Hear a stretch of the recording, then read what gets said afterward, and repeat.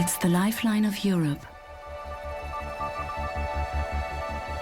It follows an unstoppable path from the Black Forest to the Black Sea.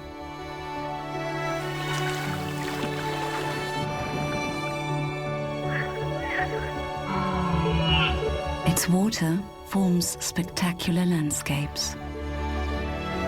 History was written on its banks. The Danube.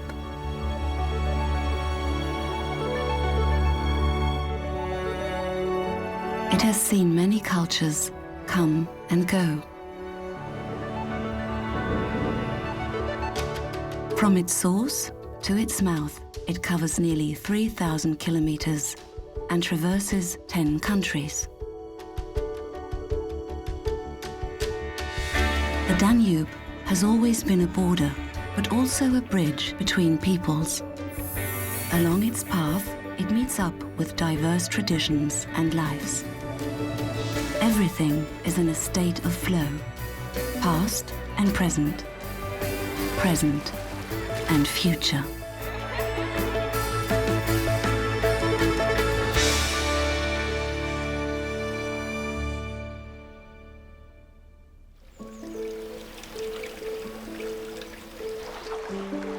This little stream in the German Black Forest attracts many visitors, including from the eastern countries adjacent to the Danube.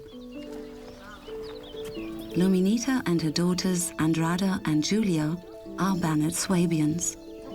For them, the river is the lifeline of Europe.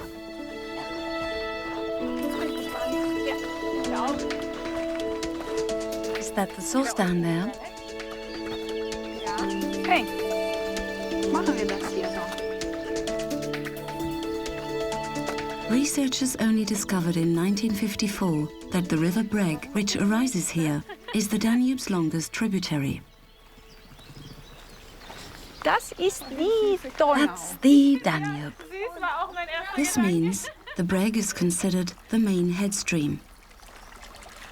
Danubius, the river god, keeps watch over the source.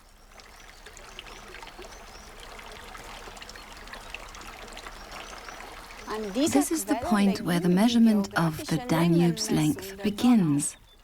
Oh look, 2,888 kilometers from the mouth of the Danube. I now remember that when we were children in Romania, we learned in school that the Danube originates in the mountains of the Black Forest and flows down to the Black Sea. We thought that was funny. Black Forest, Black Sea. Somehow we thought it was interesting. For me, it was like a fairy tale country. This forest where Little Red Riding Hood got lost. And we wanted to experience it together someday.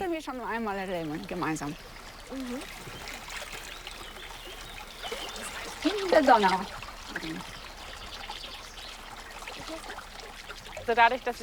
Because we live in Ulm, right on the Danube, it's always kind of a thing. And since I come from Romania, and we are often on the Danube, there as well, the river has meaning. It's the river with the greatest meaning for me. Hello, we're at the source of the Danube, the real one. If you're going to do things, do them right. Here in the Black Forest, in the middle of nowhere, is where the Danube begins. It's so far in the middle of nowhere that the taxi driver couldn't find it. This is what the Danube looks like. It starts off little and cute.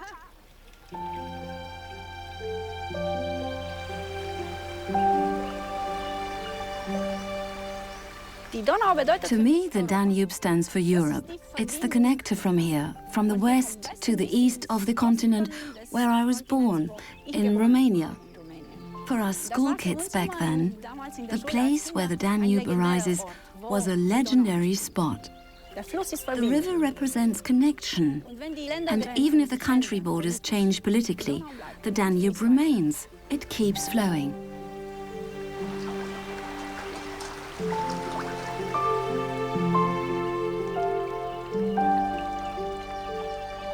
The Breg runs its course from here. The findings of researchers in the mid-20th century caused quite a stir regarding the true source of the Danube. Because barely 40 kilometers further along, in Donau-Eschingen, in the castle garden of the Prince of Fürstenberg, lies an artistically framed karstic spring, which is considered the historic source of the Danube. This water flows underground 100 meters further on into the Brigach. On the edge of the city of Donau-Eschingen, the Brigach and the Breg flow together into the Danube. Here at the latest, the dispute about the source is no longer important. But the young Danube has scarcely begun to flow when it disappears again. At least in the warm months, the river sinks into karst mountains in the Swabian Alps and flows underground through tunnels and caves before turning up again about 12 kilometers further on in the Upper Danube Nature Park. In the Upper Danube Valley between Tuttlingen and Sigmaringen, the Danube has cut its way deep into the Swabian Alps and created a monumental landscape. Here the Danube is still very narrow, practically inconspicuous. The Buren Abbey is the first in a sequence of abbeys along the Danube. The wild karst landscape is especially popular with canoeists and recreational athletes, but the rules for traveling along the river are strict. Even the entry points are clearly defined. Ranger Markus Ellinger is responsible for enforcing all the rules in the national park. When I go to the river myself, I'm mostly interested in seeing what's happening on the Danube. Whether I can see the breeding spots that are important to us, whether I can see beaver tracks. I have a different view while on the Danube.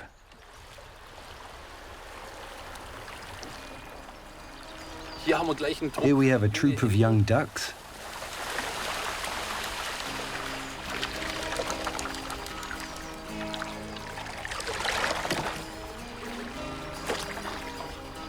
The Danube is very popular with many recreational paddlers because of its craggy panorama, so we had to restrict paddling a bit. We have human contact with the riverbanks, contact with the shallow water gravel, the riverbed, which disturbs fish breeding, and we try to keep everything a little in balance. The water level here has to be between 53 and 120 centimeters. If it isn't, traveling on the river is prohibited entirely to protect the plants and animals. Here in the Danube Valley between Tuttlingen and Sigmaringen, that's a stretch of about 50 kilometers, we have more than 900 different kinds of plants. In the entire country there are somewhat more than 3,000, so you could say that on a stretch of 50 kilometers we have 1/3 of all the plant species that exist in Germany. And that's unique, you won't find that anywhere else. Today there's an onrush.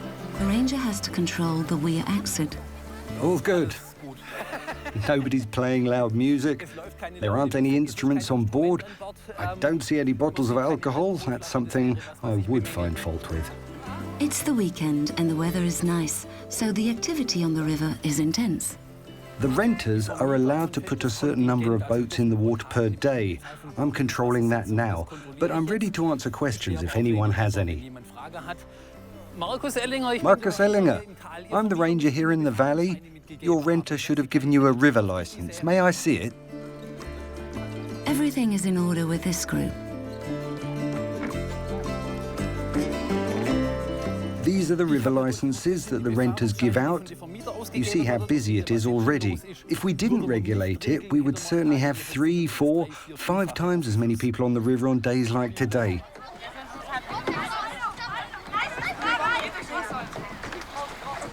The idea keeps circulating that we should keep people out entirely and let nature develop undisturbed. Areas like this are important. The national park has a core zone in the northern Black Forest that people can no longer go into. But generally, I think it's important to preserve access for people, especially children and young people. It's a little trite, but people only protect what they know.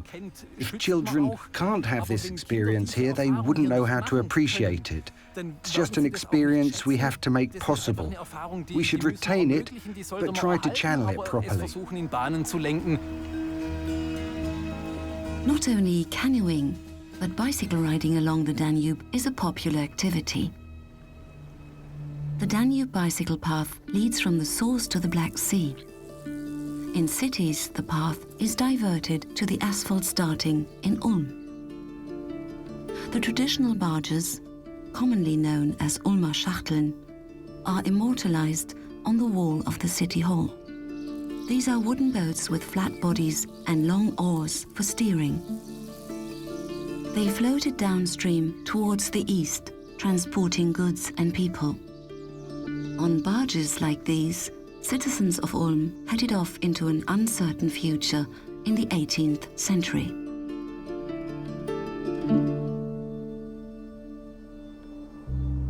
Beyond the Ulm Minster, with the highest steeple in the world, where the city is almost at an end, a reconstructed Ulm barge lies in the harbour, the Elchingen. Right, down. Good. Out.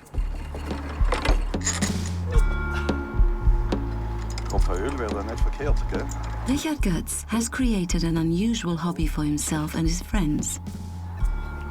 While they were looking for a project to work on together, they had the idea of reconstructing a barge. No sooner said than done. That was in the mid-90s. Today they are expecting lady visitors to their ship. Andrada, the Bernard Swabian, has started up a little fashion label in Ulm with the help of her sister and mother. They want to do a photo shoot on board a barge. Since only a few of these historic boats exist in Ulm, the photos promise to be exclusive. Seb, will you free up the front for us? Once a year, the friends go on a trip together down the Danube, at least as far as Austria. But today they are only sailing in front of Ulm city gates. The body was built by a barge builder in Austria, but I built the rest myself, so I have a completely different relationship to it. In the same way, of course, I've developed a different relationship with the Danube over time. Now that we have the barge, we always look to see how is the water level. Is it dirty? Is there stuff floating in it? The Danube has always been an important transportation and traffic route. Even Emperor Franz Joseph I of Austria had himself and his wife Sissi transported on barges to Vienna. In 1712, a huge wave of emigration began from Ulm, especially to Hungary and Romania, where settlers and craftsmen were needed. So for us young Ulmers, I'd say the Ulm barges are really steeped in history. And although I have roots in Bernard Swabia, I had actually never had contact with an Ulm barge. Of course, you're familiar with them. You see them traveling along the Danube once in a while, but you don't get onto one and come in contact with one very easily. Though it's fun today, it could sometimes lead to death in the past.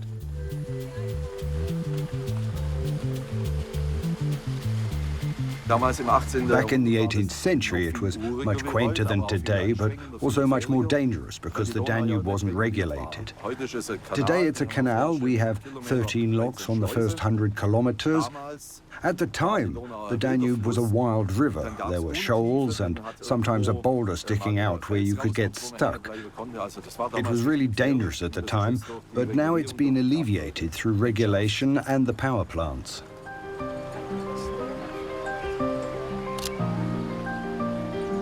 Today, the Elchingen provides everyone with a relaxed journey in a gentle wind.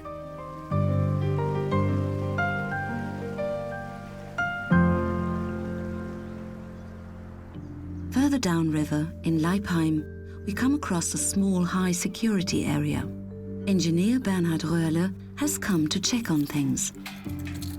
1% of Danube water is channeled into waterworks here to purify it into high-grade drinking water.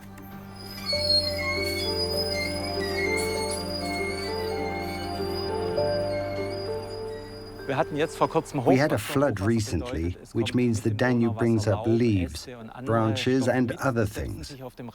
These accumulate on the screens.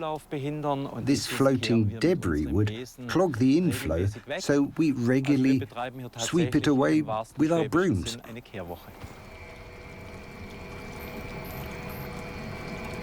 From here, the Danube water flows through pipes to the waterworks in Langenau, 15 kilometers away. Most people in the area get their drinking water from groundwater reserves. But since there isn't always adequate groundwater everywhere, they tap the river. The Danube's water quality is average. It's not bad, but not particularly good. That's because too many substances are still fed into the Danube.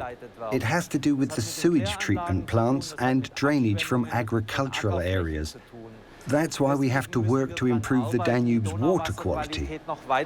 It's also a political task. Due to its natural suspended sediment, the water comes to the plant in a greenish-brown color. Right here, you see the river water as it comes right from the beautiful blue Danube. And here in the basin, you see how we get the water dirty so we can purify it. Added ferrous salts have a magnetic effect. They bind unwanted impurities, which results in flocculation.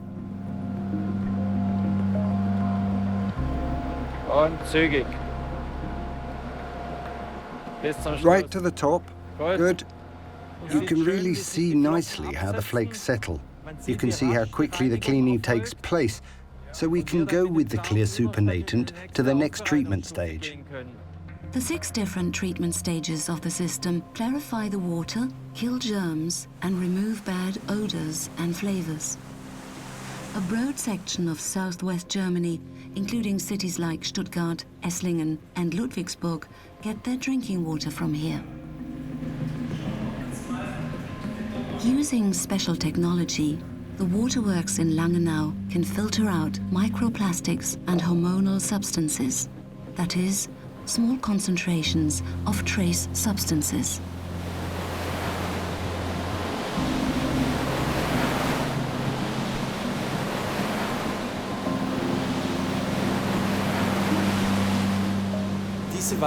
The amount of water that flows through here is enough to fill 20 bathtubs per second.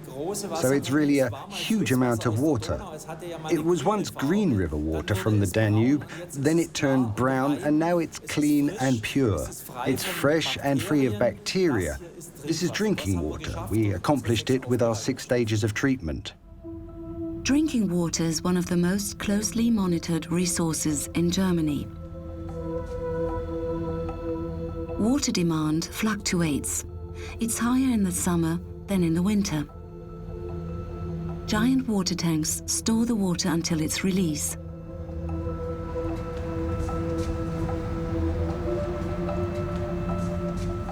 It's deeper than any swimming pool. That's 400 million litres that flow through here every day. Enough drinking water for 3 million people.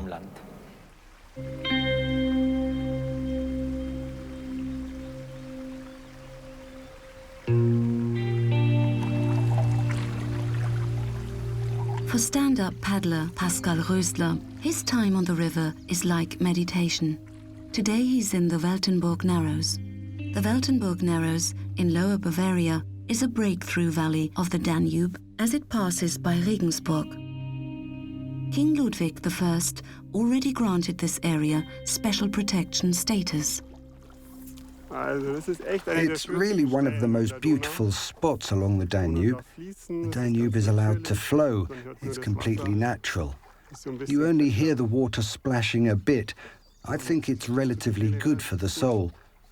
The special thing about stand-up paddling is that for one thing you're standing on the water. That sounds so mundane, but still it's fascinating. And the only thing that counts is the next paddle stroke. You stroke, you see the water pass by your heel, the moment has practically passed, and you go on again. Just like life, it's the river of life, so to speak.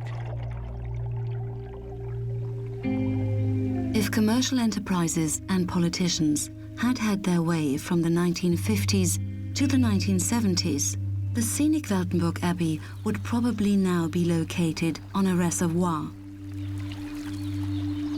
Fortunately, conservationists were able to prevent this from happening. Pascal is also passionately committed to nature. So much so that in 2017, he pedaled along the entire length of the Danube. My route went from Munich via the Isar River to the Danube below Deggendorf, and then on the Danube to the Black Sea. I was wondering why I actually couldn't drink the water I was paddling on, and then I said, okay, what do I have to do to draw more attention to the Danube and the rivers? So I decided to paddle them, with GPS tracking so people could see where I was, and with quite a large media presence. Now it's our goal to make Danube water drinkable by 2042. It's really about having a higher vision and inspiring people to do something about it. Ultimately, it was 2,465 kilometers, 2 months, more than 600,000 paddle strokes, and 6 to 10 hours per day on the water. There were 3 days when I didn't paddle. And I'm richer by a wonderful experience, great personal development, and to top it all off, a beard. Weltenburg Abbey is home to one of the oldest breweries in the world. The beer brewed here has received several awards as the world's best dark beer.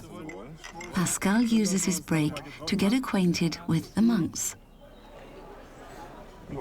And your relationship to water is, do you have a special relationship? Baptism.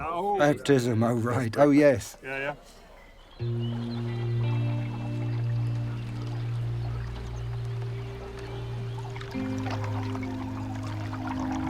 Whenever possible, Pascal seeks conversation with people to direct their attention to the importance of our rivers. Morning. Morning. How's it going? Still a long way to the Black Sea. Yes, I was there once, not every year. The Hall of Liberation on Mount Michelsberg announces the entrance to Kelheim from afar. The Weltenburg Narrows end here, as does the 5.5-kilometer natural course of the Danube. Later on, round about Deggendorf, shipping also increases. At that point, the river has been straightened out even more. I always say these straightenings take away the river's soul. Here near Kelheim, the part of the Danube that is useful for transporting goods begins.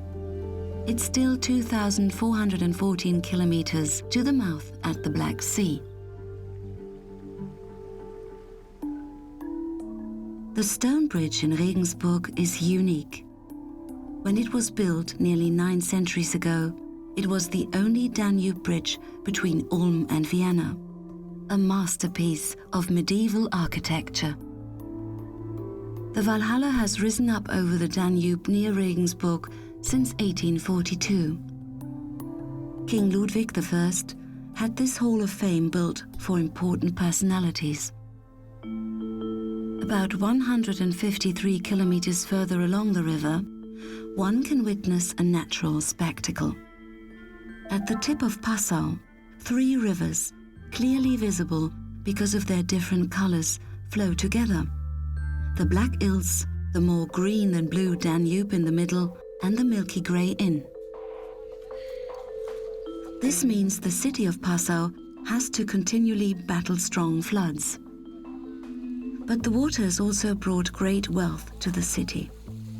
The location is well situated and has been the site of flourishing trade since the Middle Ages.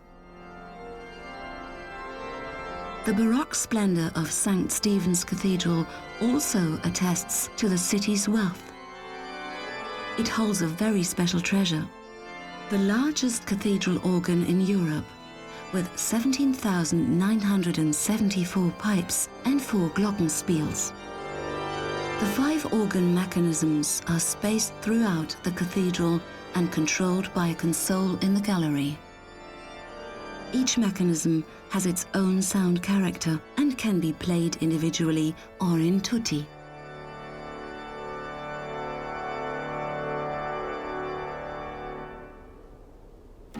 It's only about 30 kilometers from Passau to the Jochenstein power plant on the Austrian border. Built in the 1950s, this is one of the oldest Danube power plants. The border runs right through the river here. Substances from the Danube and the Inn ultimately blend in the power plant's turbines, and the combined water mass continues to flow eastward. Not far from the border, in Engelhardszell, these fish have found a new home. Sterlet, carp, white-eye bream, Rotylus maidingeri, and many more.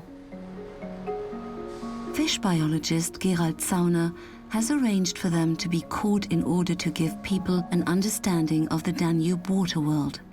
All the fish that are swimming here were swimming close to here in the Danube not so long ago, with the exception of the rare beluga sturgeons, which only still live in the Danube Delta area. The Danube is the European river with the most fish species. Home to more than 60 different species, there are many that exist only in the Danube and in no other river system. The largest freshwater fish in the world can also be admired here. The beluga. It is a kind of sturgeon and can get up to 8 meters long. Old legends claimed it ate children, but it is completely harmless to humans.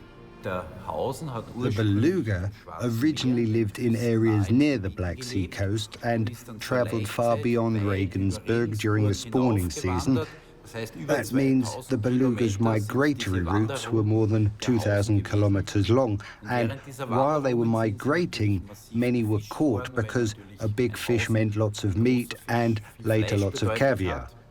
That was the reason why belugas very quickly became very rare in Central European countries.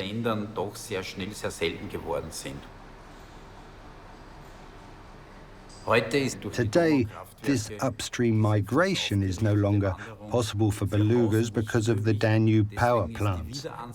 Repopulation efforts in the Central European Danube don't make much sense because it's pretty much impossible for them to live here due to a human use of the Danube.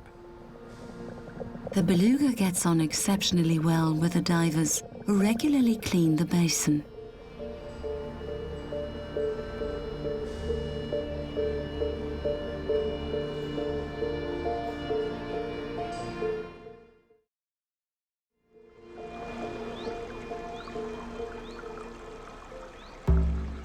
Outside, you can recognize the border by the difference in a riverbank reinforcement. In Austria, the banks have been renaturalized. Gravel banks and shores have arisen, new habitats for plants and animals. Gerald Zauner has supported the restoration of the natural bank areas with his research activities. With colleagues, he regularly monitors the fish population in this area.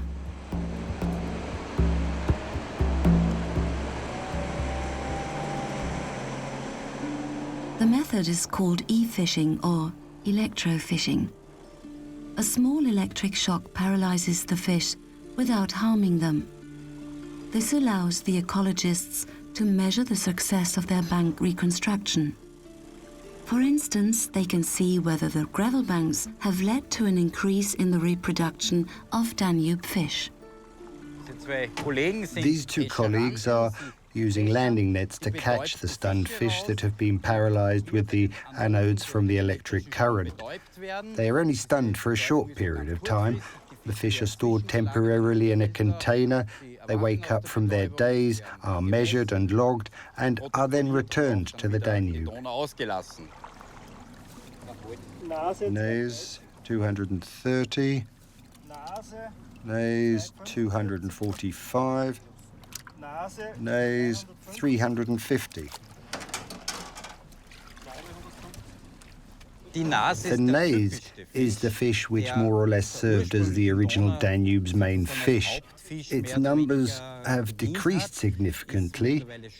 Now the naze population is recovering, especially here in the areas where these riverbank structures have been reconstructed into these gravel banks, which is of course a very good sign. Leek 170, Sander 545, Leek 145. Gerald Sauner grew up right here in Engelhardtzell along the Danube.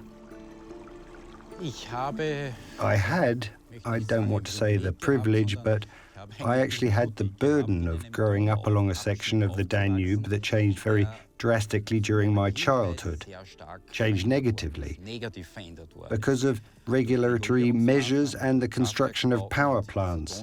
This section of the Danube developed unfavorably from an ecological point of view. That was actually a trigger for my calling, for my profession, to make a difference here. And with these long-term studies, we see that things are really improving again and that it's going in the right direction.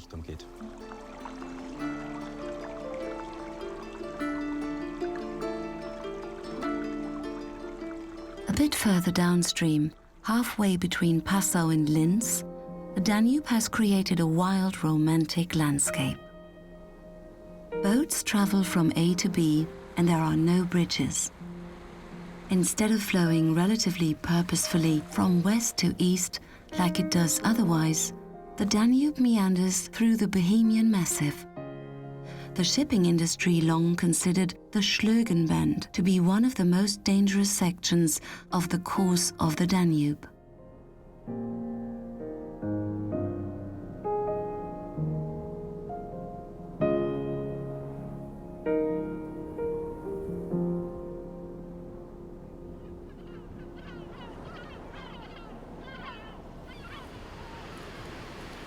Every ship that travels down the Danube through the Schlögenband must go through the lock in Ottensheim-Wilhering shortly thereafter.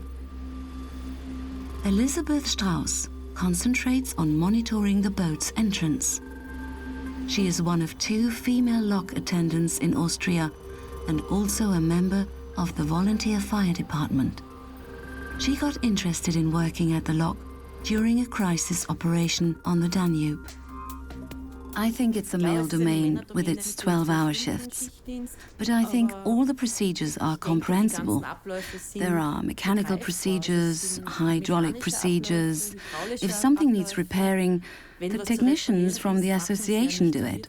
There's no criteria that speaks against a woman working on the Danube.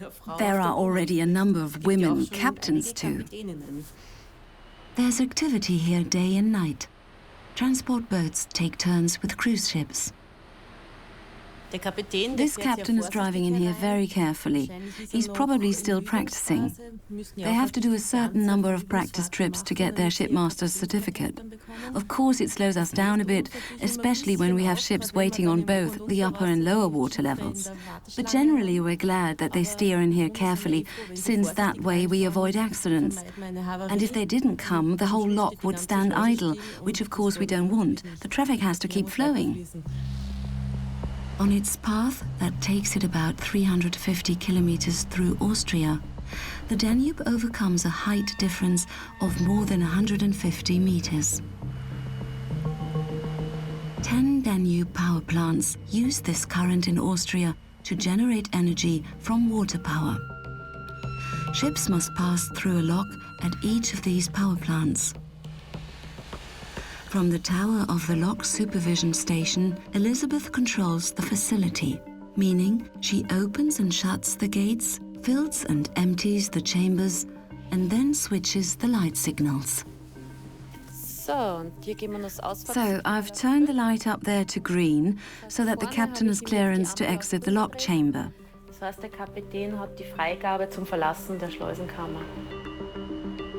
It's well past midnight, and it's quiet on the ship. But traffic through the lock doesn't let up.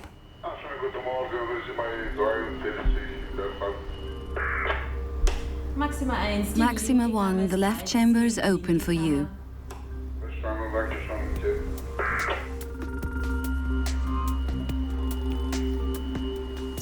captains are surprised to hear a female voice come from the loudspeaker. Es gibt welche, die freuen sich, dass ich als Frau da bin, und das sind dann auch Some of them are glad a woman is there. They're the ones who wave when they drive in. One captain was so happy that he always gave me thumbs up. So far, nobody has been aggressive. Sometimes they test things. They think, oh, she's a nice one. Maybe I can do it the way I want to, as the captain. But then I act the way my colleague showed me. Sit up straight, lower your voice, and then you're quickly taken very seriously. Elizabeth also has to go outside to check the fittings and the state of the channel.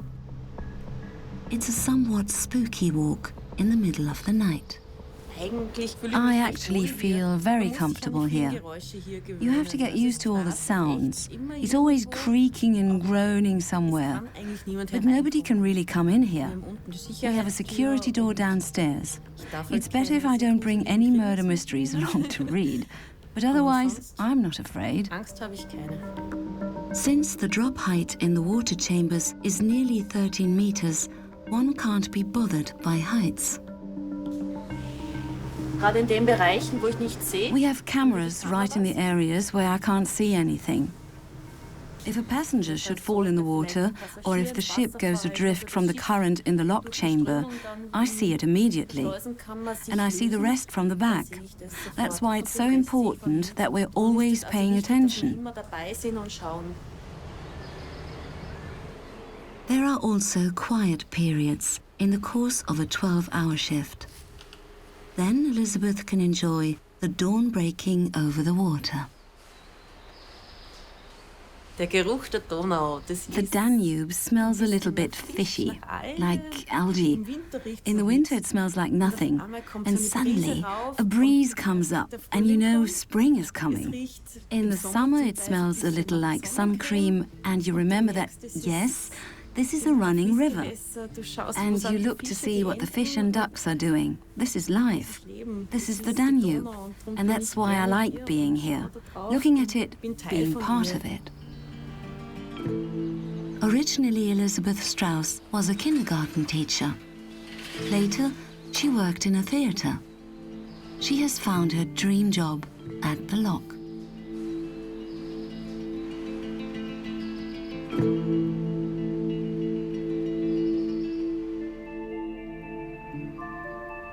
Linz on the Danube is surprising. The Celtic name for the first settlement here in around 400 BC was lentos, which means flexible. Though this referred to the Danube's windings and changes in direction, the name has become a testimony to the city's ability to change. Hitler planned to expand Linz as a Führer city and supported arms factories here for the Third Reich. In the 1970s, the city underwent a change in image. Today, Linz stands for contemporary art, future-oriented science, and the avant-garde. Street artists have turned the harbour into one of the world's largest open-air galleries. Several hundred murals adorn the industrial buildings along the Danube. Leonhard Gruber founded the harbour gallery called Mural Harbour in 2012. He says you get the best perspective from the water. I came to the harbour for work, saw these giant grey walls and thought they'd look better if they were changed. Maybe not necessarily beautified, but changed. And then the project took its course. Hat das Projekt so seinen Lauf genommen. The oldest image is the ram. The largest is the snake. 900 square meters of wall space as an anatomical study in comic style. Here in Linz, looking to the past is sometimes a little difficult and painful, and I think that's why so many future-oriented and contemporary projects can gain a foothold here. Street art is temporary. Only a few large pictures remain. The others are repeatedly painted over. Austrian artist Sarah Kupfner, whose artist name is Sios, is one of the few women in the scene. For her, it's elementary to work on the wall physically, with her entire body. Sarah is tall, which is a significant advantage. Sometimes the last few centimeters really make the difference. On the other hand, you can just use a longer pole. That works too. There's no need to complicate things. I always try to bring movement into the image. Life is dynamic, hardly ever static. Of course, the image is static. There's no way it can't be.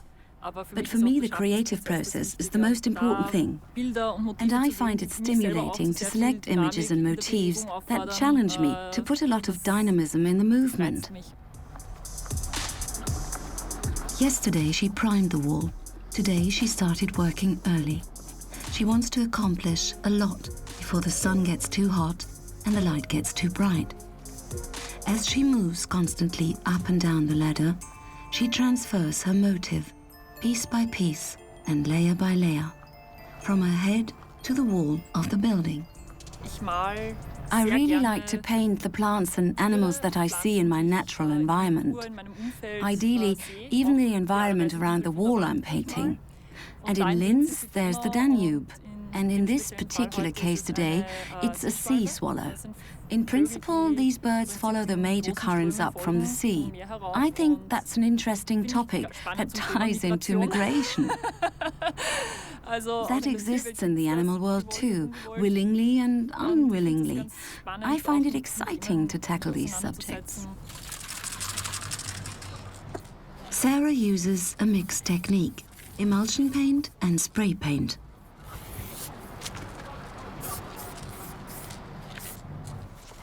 When you go up really close, you see the wall's characteristics. Of course, it's a challenge. The spray settles differently because of all of the bumps. When I do shading, the particles skim along the wall and become less distinct, and you get a color progression. Sarah has been interested in graffiti since she was a child. But she only started working intensively and professionally as a street artist 10 years ago.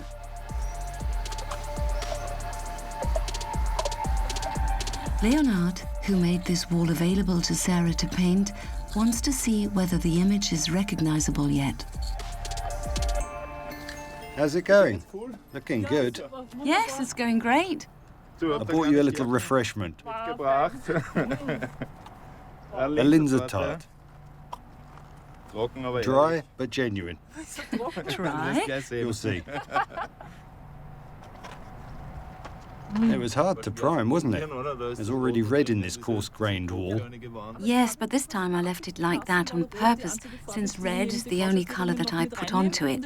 It's even really important that there's another red in it. I painted over where it was yellow or blue. That was a little time-consuming, but that's why the wall somehow has an interesting character.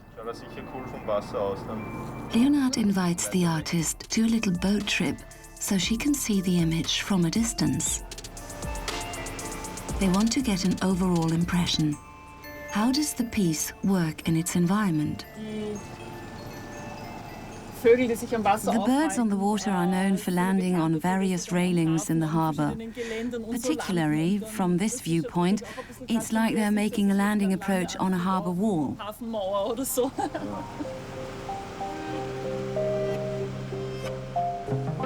Now only the beak and a couple of nuances are missing until the image is finished.